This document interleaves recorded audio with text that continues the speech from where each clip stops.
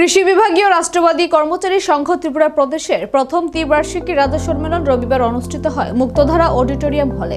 এই অনুষ্ঠানে উপস্থিত ছিলেন পশ্চিম ত্রিপুরা জেলা পরিষদের দায়িত্বপ্রাপ্ত সভাধিপতি বিশ্বজিৎ শীল, বিধায়ক সুশান্ত দেব সহ অন্যান্যরা। আজকের এই সম্মেলনের বক্তব্য রাখতে গিয়ে বিধায়ক সুশান্ত দেব বলেন, কিছু কিছু কর্মচারী এখনো সরকারকে বদনাম করে যাওয়ার জন্য কাজ করে চলেছে, কোনোভাবে তারা সফলতা পাবে না।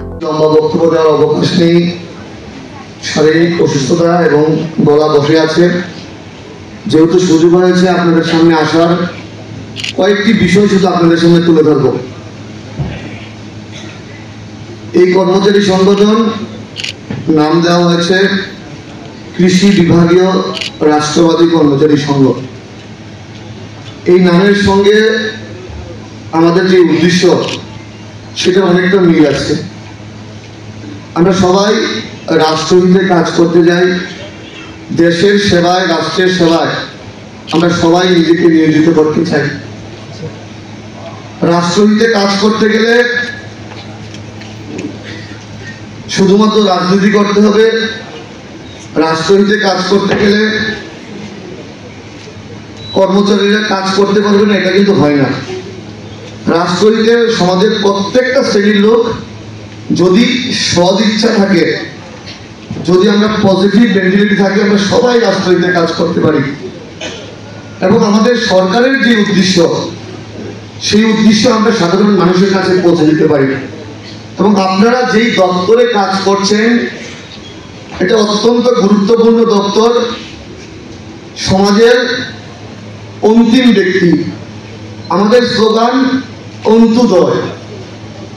আমরা যে বিচারধারায় কাজ করি, একাত্ম মানববাদ, সেই বিচারধারায় স্পষ্ট লেখা আছে অন্ত্যোদয়, মানে সমাজের অন্তিম ব্যক্তিকে প্রথম সারিতে উঠিয়ে আনা।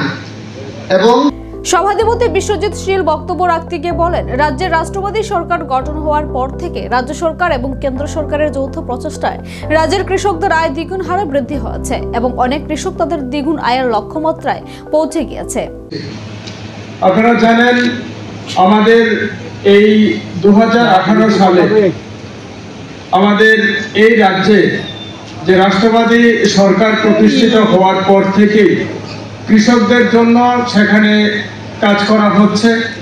আমাদের রাজ্য এবং কেন্দ্র সরকারের যৌথ প্রচেষ্টায় কৃষক আজ তাদের যে আয় ছিল সেখানে দ্বিগুণ আয়ের লক্ষ্যে সেখানে কাজ করছে। অনেক কৃষক সেই দ্বিগুণ আয়ের যে লক্ষ্যমাত্রা সেটাতে পৌঁছে গেছে এবং কিছু বাকি আছে, তারও সেখানে পৌঁছে যাবে, এটা আমার বিশ্বাস।